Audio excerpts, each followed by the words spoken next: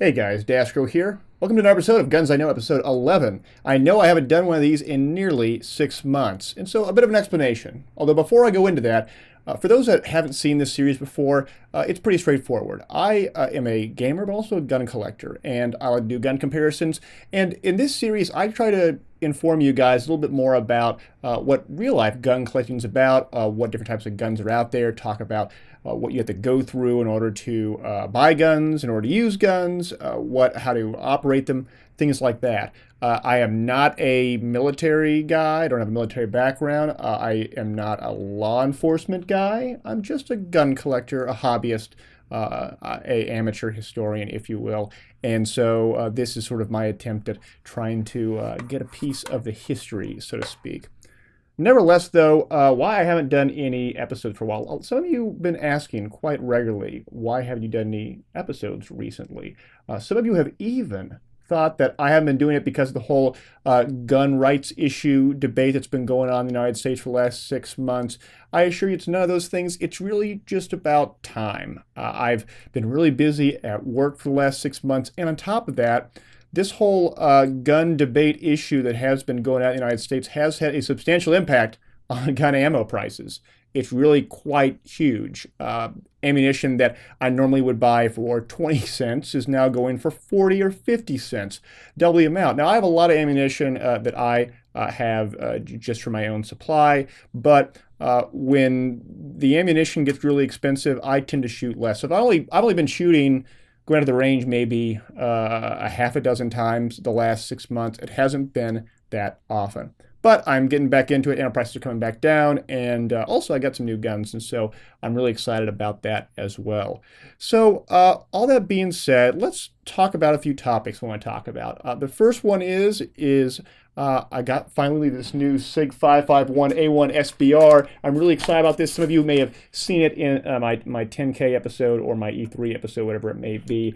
I've been waiting 18 months for this gun. Now, for those that are unsure what you're looking at, this is a Sig series model 551A1 SBR. It's sort of a Franken gun, if you will, for the United States that doesn't really exist in Switzerland, but it's the closest thing that I at the time could buy to a Sig 553. It's basically a clone of a Sig 551, which is a much longer length handguard and barrel, shortened down, but not as short as what we normally see with the Sig 553s. The gas system here is about an inch longer than the Sig 553 series. And until about 9 months after I put the money down to buy this, you really couldn't buy Sig 553s except in the used market, and they were very expensive, or as parts kits and then rebuilt. The Sig 553s that did come from Switzerland came in as pistols, but they were true to form Sig 553s with shortened gas systems and handguards, very similar compensator, that kind of thing, as opposed to having an aluminum upper and lower. Instead, it had a stamped steel upper and a plastic lower, which is typical for the newest Sig 553s out there. Sig 552s and some of the earlier Sig 553s actually had a steel lower as well, but this one's still pretty good. I like this one quite a lot. I haven't shot it yet, but I'm going to be shooting it real soon. Again, haven't gotten around to it. Really cool stuff though, and I'm really excited about it. And let's talk a little bit more about this gun. Admittedly, I don't know a whole lot about the Sig rifles, and I know that Sig Sauer has been making rifles and pistols for a long time now. Sig Sauer is actually a Swiss-German company. They're not entirely Swiss, but they make pistols. They make rifles. I've never owned a Sig pistol, although I've shot quite a few. This is my first Sig rifle. I bought it as sort of a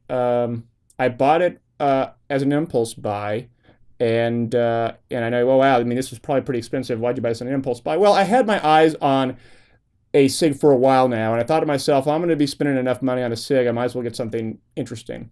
And the thing is that beyond parts kits that have come into the United States in the last 15 years or so, there have not been many true to form Sig rifles out there. This was a Sig firearm that was parts were made in Switzerland, brought over by, in this case, I think Sig USA, and then built with a US-made receiver and here it actually says, Sig Sauer Inc. What is that? Exeter, New Hampshire. That's where they make it, and with a serial number and what have you on it. And this one took 18 months for me to get. It took 9 months to go from the factory to my dealer, and then another 9 months nearly to get all the tax stamp stuff done. Remember, guys, in the United States, you can own short-barreled rifles, you can own machine guns, you can own suppressors, but you have to get a tax stamp for them. And in the case of machine guns, there's a limited supply of them. So if I were to buy a new production machine gun, I couldn't buy one. I'd have to buy one that was made before 1986. Is that right, guys? I think it is. And so a limited supply makes it so it's a very expensive endeavor if you want to buy a machine gun. The tax stamp isn't that bad, only $200, but machine guns are very expensive. And there are some machine gun SIGs out there, but boy, they are expensive as can be. This SIG amalgamation, if you will, it has the rail. In Battlefield 3, you'll notice it has a rail in the fore end as well. I didn't want to get that because I would have one that more looks like a Sig 553, true to form, not one with a bunch of rails and stuff. I got enough guns with rails on it. It has sort of a Sig sights. These aren't the original Sig diopter sights, but they're really cool because they have sort of the drum sights. And I know it's not going to be easy to see, but I'll try to point this in the right direction. Excuse me. You can actually switch it from one to the next. So this is 100 meters, 200 meters, 300 meters, and then I can go all the way back to sub 100 meter ranges.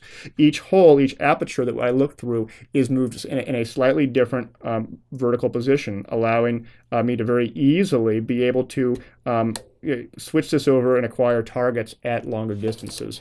It has a folding stock that's real crisp. I can't actually close it because I have the magazine in the way. There you go. And so it folds in place. It's really tight stock, and I can do that. There you go. And it locks back in place. Really, really solid stuff. This is a really cool gun. I'm really excited that I got it, even though it took 9 months or 18 months total. If I had the chance, would I have bought that Sig 553 pistol instead? Maybe. It was around $1,500 more expensive than this one, so that was a lot of money to throw down, and I probably would have gotten them maybe around the same time, maybe another 2 or 3 months after.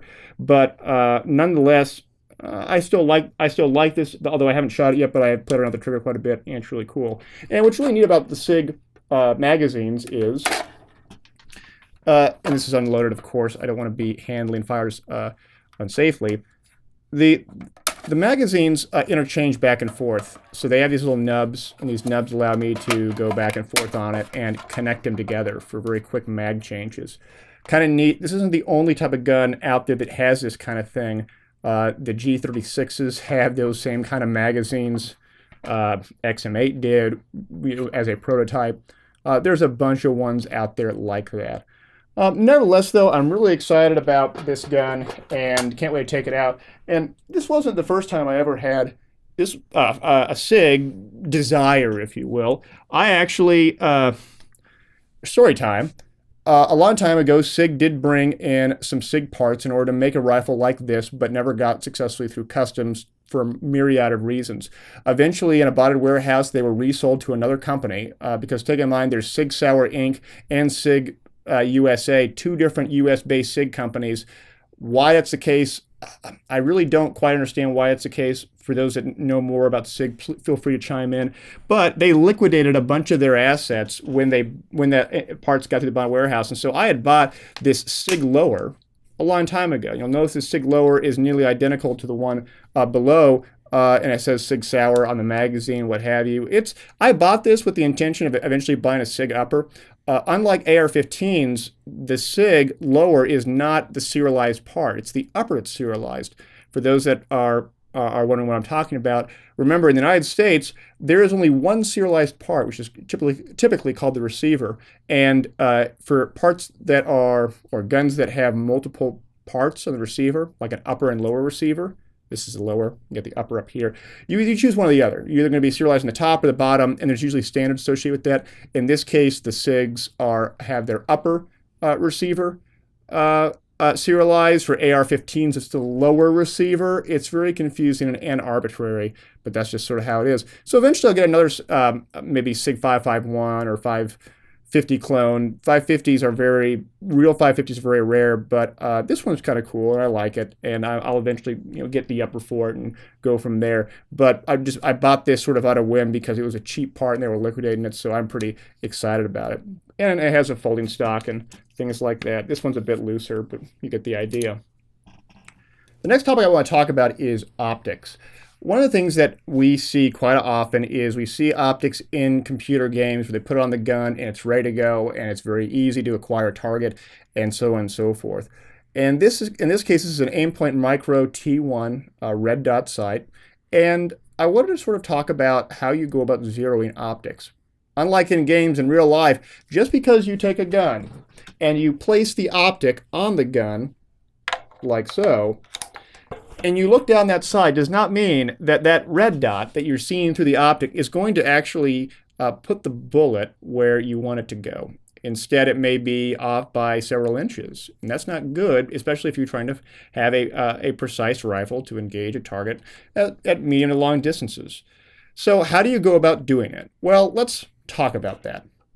Let's talk zeroing optics. Zeroing optics is about aligning an optic to where the gun naturally shoots at a certain distance. In this case, I'm trying to align it at around 25 yards. I'm going to take 3 shots. 3 shots into the target at 25 yards and then see where they hit. I'm going to take very gradual shots. I'm not going to rapid fire. I'm just trying to take shots. So let's take a look at where these shots landed. As you can see here, they all landed within this area in the bottom section. This is not a bunch of shots that I took. I'm using a used target, but I took only 3 shots. And the group, they're okay groupings. It's actually kind of shitty groupings for 25 yards, but I don't care. I'm really not trying to go for a super precise gun. I'm just trying to make sure it's in the ballpark, and this is good enough for me. So it looks as if that I'm about 3 inches below where I was aiming at. Now it's time to make adjustments. You move adjustments on the horizontal and vertical axis. You can move the optic sight up, you can move it down, you can move it left, you can move it right. And I'm using these little knobs to make certain rotations to move the optic to the left, right, up, or down. In this case, I actually want to show you guys how if you move it one direction or another, it will move the way you want it to move. And I actually make a mistake here. I thought I was adjusting the vertical, and in reality, I was adjusting the horizontal. And as you can see, I'm just trying to count the number of clicks that I'm doing. For most optics, 1 click equals 1/4 inch of movement at 100 yards. I'm shooting at 25 yards. 100 divided by 25 is 4, and so it actually takes 4 times as many clicks to get the same amount of movement. And so that's what I'm doing. I'm moving it, in this case, like a bunch of clicks because I'm trying to move it roughly 3 inches. But remember, guys, I'm actually not adjusting the right one. And so I don't realize I'm adjusting the right one. I don't use this optic that much. And so I make the adjustments, and I'm going to take now 3 more shots into the target. Slow, steady shots. I should be using sandbags or a bipod. I'm not, which is one of the reasons why I'm not as precise as I probably can be. But I'm going to take 3 shots regardless and see where it ends up hitting. Alright, but the safety on, let's check the target again. Here we go. So, oh, look at this, guys. I thought I was moving vertical. In reality, I was running horizontal. And so now my groupings are 3 inches to the right. So if I would have actually made that vertical movement correctly, I probably would be on target. But I'm now going to make the adjustments both back to the left, and so I have to revert all the movements that I did, as well as move it upwards. Now that I'm all done, I'm going to take, again, 3 more shots. 3 more shots.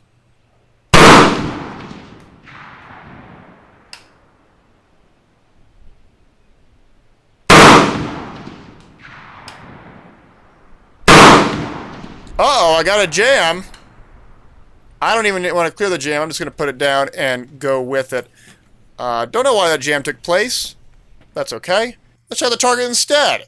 And look, my 3 shots are now a little bit above the target, but after I make the adjustments so that it's a lot more zeroed at 25 yards, I can actually move the 0 up to 100 yards based on the ballistics of how 7.62 by 39 operates, which is in this case what I'm using.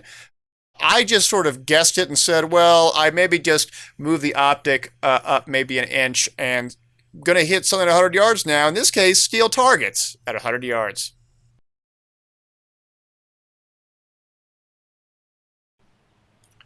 Did I sight this gun incorrectly? Let's listen.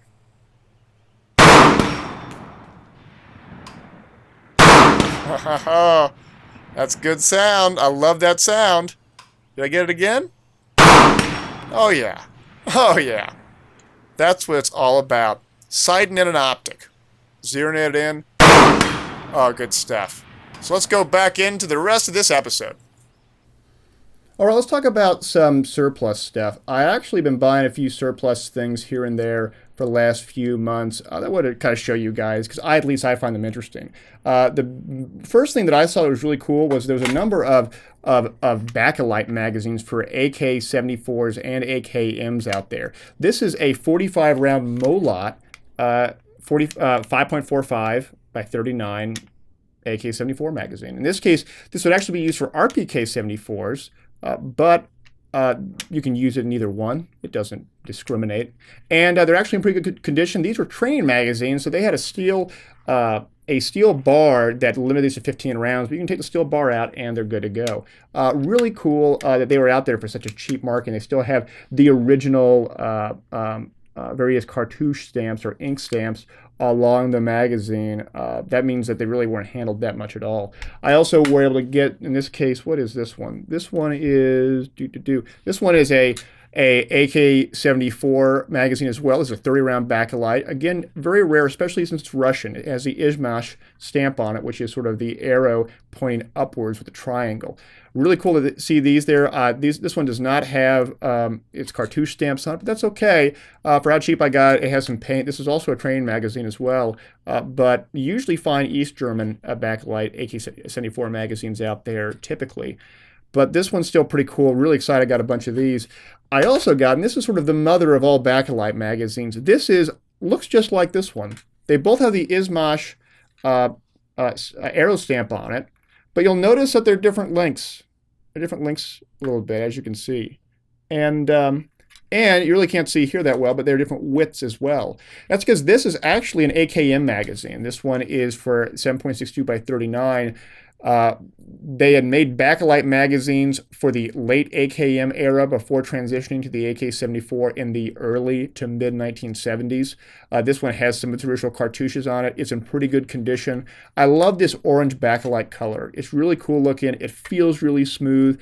They're pretty durable. This one has seen some rounds, but this one was also a trainer round as well, and got it for pretty cheaply, all things considered. But take it in mind, when you buy surplus online, it's a mixed bag. Sometimes you get really shitty magazines, and that's just sort of the way of the game, if you will. But nevertheless, a really cool magazine. And then also, I noticed that there was a deal on Polish Radom 7.62 by 39 plastic magazines, and these are new production. So they have the Circle 11 stamp on it. And I don't know, I bought it because it looked cool. I mean, it's made in Poland, and I don't actually own any Polish AKs, but I do want to end up buying a Tantal in the future, although a Tantal, generally speaking, is a 5.45 by 39 round gun, not a 7.62 by 39. But nevertheless, I bought these because I thought it looked neat.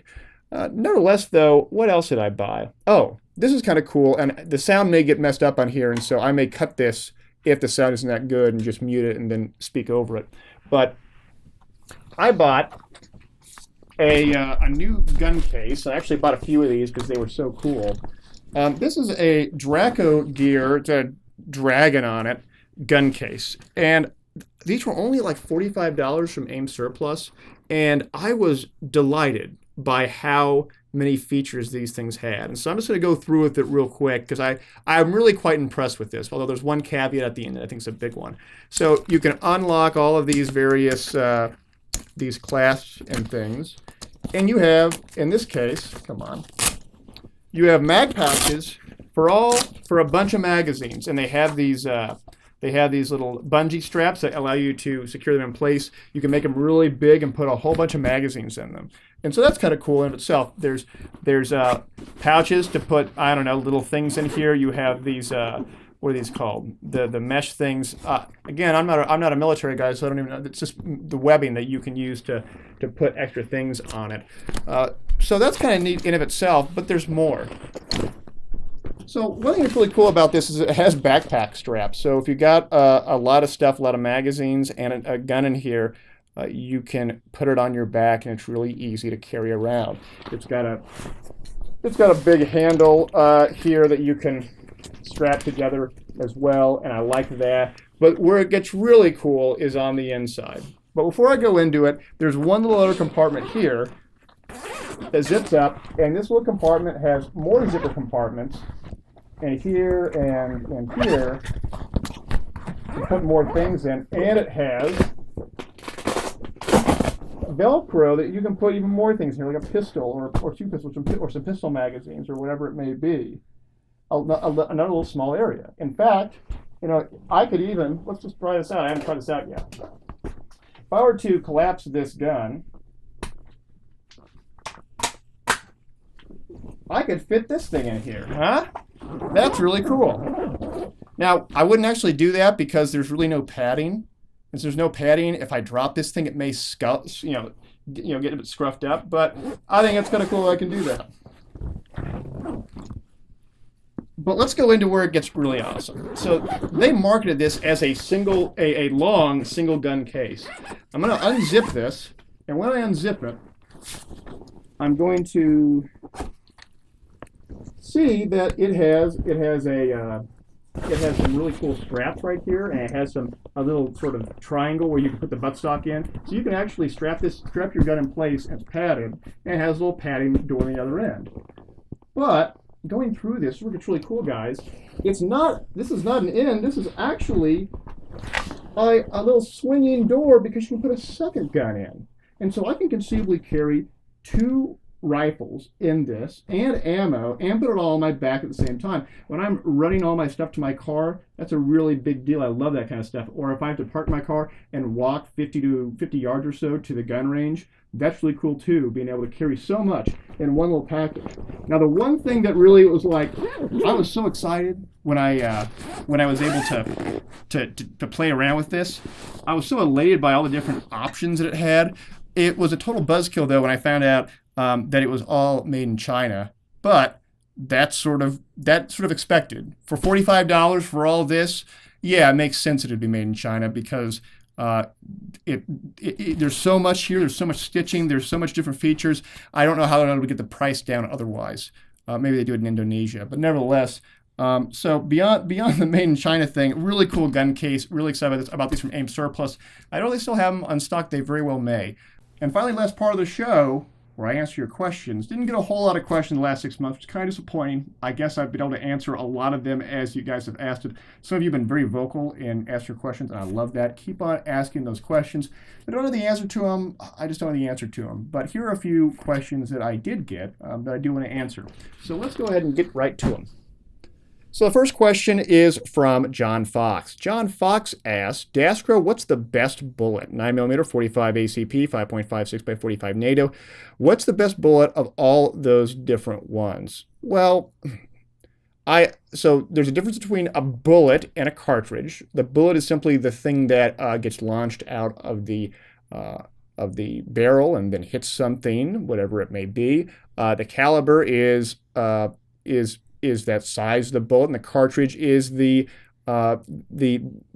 various form factor associated with that cartridge that propels that bullet out there. And actually, let me be more specific. Caliber is generally speaking the size of the bullet, but it also takes in consideration the length of the cartridge, the various specifications of it as well. And so when I say 5.56 by 45, that means 5.56 millimeters in width for the bullet with a 45 millimeter long casing or cartridge. That's sort of just a TLDR of what that means. What's the best bullet for each one? I don't know. It depends on what you're going to be doing with it.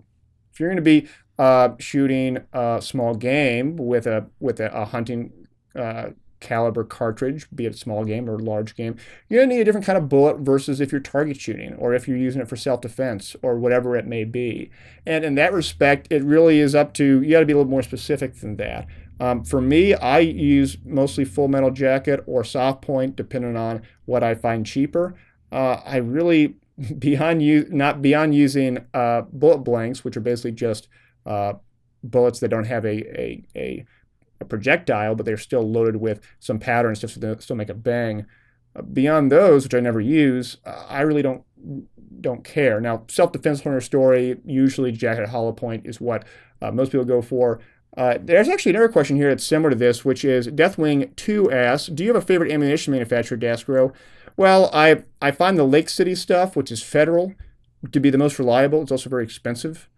So I mean, I'd love to shoot it more. It's very expensive, so usually I just get the cheap Russian stuff, which is very dirty and not that accurate and very expensive, and actually puts more life or takes away more life on your gun relative to shooting other types of ammunition. However, that only really matters if you're shooting tens of thousands of rounds. Deathwing also asked another question, which I want to answer, and he said, and to add to that, what makes a brand type of ammunition better than another? Well, what does make Wolf ammunition, which is Russian steel-cased, jacketed copper or jacketed lead with copper bullet or cartridge, better than that of his Federal ammunition, which is the same kind of caliber cartridge, but why is one better than the other? Well, the big variables are as follows. One, how nice is the powder that you're using in it. You can use really shitty powder that doesn't burn that efficiently when it gets what's the word for it? When it emulates. That's not right. When it catches on fire and it explodes. And that's one variable to it. Another variable is how whether you're using steel or brass casing for the body of the cartridge, what type of primer you're using, whether it's a really high-end primer that always goes off and burns real cleanly, or when you're using a corrosive primer, which is very typical in some military surplus out there.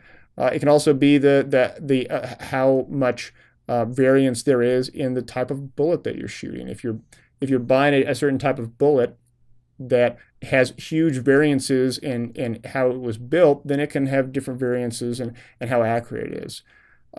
That's just generally speaking, the differences between what makes good brands versus bad brands. I think in order to have really bad brands, you're talking about ones that just have huge quality control issues where the primers aren't seated correctly, or the primers just don't work, or the powder isn't good, or worse, there's too much powder in there and it's a bit of a hot round, and so it blows your gun up instead of shooting the projectile out. That's a big deal, and that does happen, and people get really angry for it. But by and large, most of the commercial ammunition manufacturers don't have that problem, with few exceptions. And so the more expensive you get, generally speaking, the more accurate you're going to get. But we'll talk about accuracy in a whole nother episode, because accuracy is a big topic that you want to talk about eventually. Finally, Yarden58 asks a question: which gun is your M16A3 in real life? I mean, what is the gun that works best for you? Well, I view that question as, and for those that don't play Battlefield 3, M16A3 is the most widely used gun in the assault class, because people think it's by and far the best. It's one that I use quite a bit, although not exclusively. And the way I view that question is, what gun do I use most usually? And it's this gun. This is my work gun. I've showed this gun so many times. This is my Romanian AK-74 with an EOTech 512 sight. It has a cheek rest to raise my cheek a little bit more so I can see the sight a bit more. This gun's been repainted and parkerized a few times. I got an old school Izmash purple plastic mag in here, really pretty looking purple furniture. I have put probably close to 10,000 rounds into this, and on top of that, I bought it used from a guy that I know put a lot of rounds in it. The barrel is still pretty good, although it's getting worse. I eventually will have to rebarrel it, which isn't that hard. You just have to, well, it just takes time. You have to get a press and punch out the old barrel and get a new barrel and repress out all the various components that are on it and then repress it back in, and then all the other fun stuff associated with that. But I really like this gun. I put a lot of rounds through it. It's really cool. It's served me really well. It doesn't have any problems. I really enjoy using it. Now, is it the best gun I could ever use? Probably not. But take in mind, guys, that I'm not some big tactical operator, killing terrorists or whatever it may be. I am just an average guy who likes to go shooting, and I like to use this gun. It's a fun gun to shoot. And like gaming, if you have a gun that you like to use because you simply enjoy using it, there's nothing wrong with that. Just do what you're comfortable with and do what brings you joy. So anyway, though, those are all the questions. And I hope you guys enjoy. I will be doing more of these, hopefully more consistently. I'm really looking forward to doing more. So send in your questions. Send them in by going to the comments below. And then also, if you haven't checked out the previous Guns I Know episode, you can check out on the playlist below as well. So all that being said, I'll see you guys later.